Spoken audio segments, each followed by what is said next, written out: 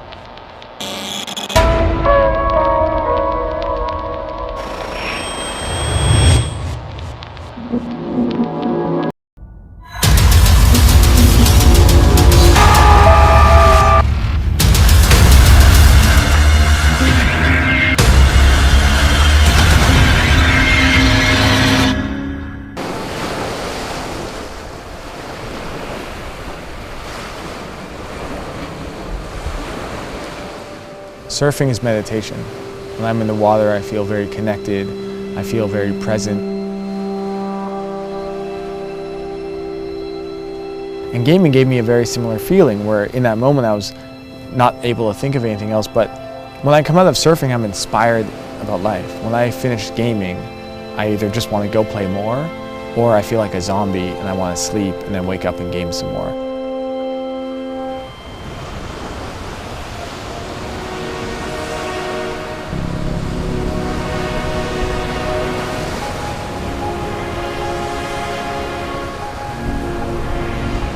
Often you'll hear, deal with your addiction first and then we'll deal with the depression, or we'll deal with the depression and the addiction will go away.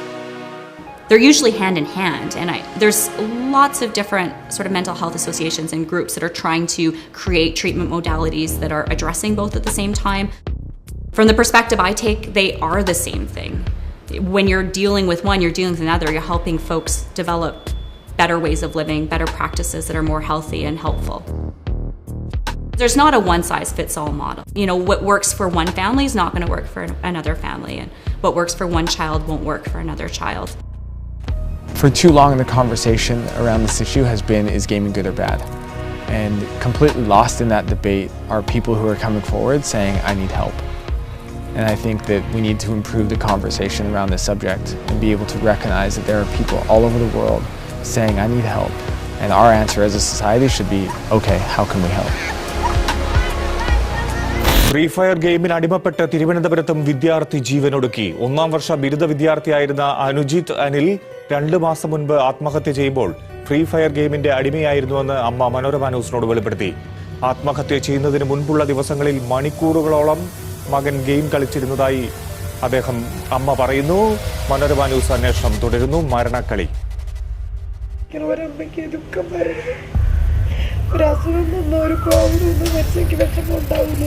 മിടുക്കനായിരുന്നു Anujith. 1ാം വർഷ ബിരുദ വിദ്യാർത്ഥി. എന്നാൽ mobile game അനുജിത്തിന്റെ സ്വഭാവം മാറ്റി. Free fire ഗെയിമിൽ ശ്രദ്ധയായതോടെ അമ്മയും ചേച്ചിയും പറയുന്നത് കേൾക്കാതെയായി. സഹോദരിയുടെ മകളെ പോലും ശ്രദ്ധിക്കാതെയായി. ശരിക്കും അവന് വിശപ്പില്ല. ഈ കളി വന്നു കഴിഞ്ഞാൽ വിശപ്പ് പോലും മറന്നു പോകും. പിന്നെ ഉറക്കം തീരെയില്ല. പിന്നെ കുളിക്കുന്നത് എപ്പോഴെങ്കിലുമായി. ചിലപ്പോൾ കുളിച്ചാൽ ചിലപ്പോൾ കുളിച്ചില്ലെങ്കിലായി. ഈ ഡോർ അടച്ചിരിക്കുന്നതുകൊണ്ട് എനിക്കൊന്നും ചെയ്യാൻ പറ്റത്തില്ല. അവനൊന്നും നോക്കാനോ ഒന്നിനും പറ്റില്ല. ചില ദിവസങ്ങളിൽ ഈ സിറ്റൗട്ടിൻ്റെ വെളിയിൽ വന്നിരുന്ന് ഇങ്ങനായിരുന്നു കളിക്കും. 10ാം ക്ലാസ്സിന് ശേഷമാണ് മൊബൈൽ ഗെയിമുകളിൽ കമ്പം കയറിയത്.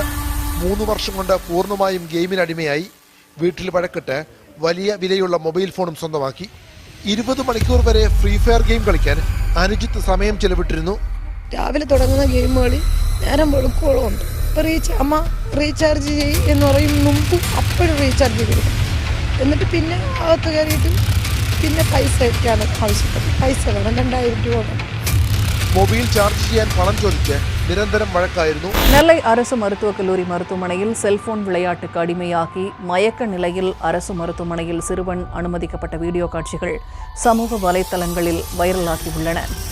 நெல்லை அரசு மருத்துவக் கல்லூரி மருத்துவமனை அவசர சிகிச்சை பிரிவில் 17 வயது மதிக்கத்தக்க சிறுவன் செல்போன் விளையாட்டுக்கு அடிமையாகி மயக்க நிலையில் அனுமதிக்கப்பட்டது போன்ற வீடியோ காட்சி சமூக வலைதளங்களில் பரவி வருகிறது. அந்த சிறுவன் தன்னிலை மறந்து தனது கைகளில் துப்பாக்கி வைத்து சுடுவதை போன்ற பாவனையை தொடர்ந்து செய்யும் காட்சிகளும் வீடியோவில் இடம்பெற்றுள்ளது.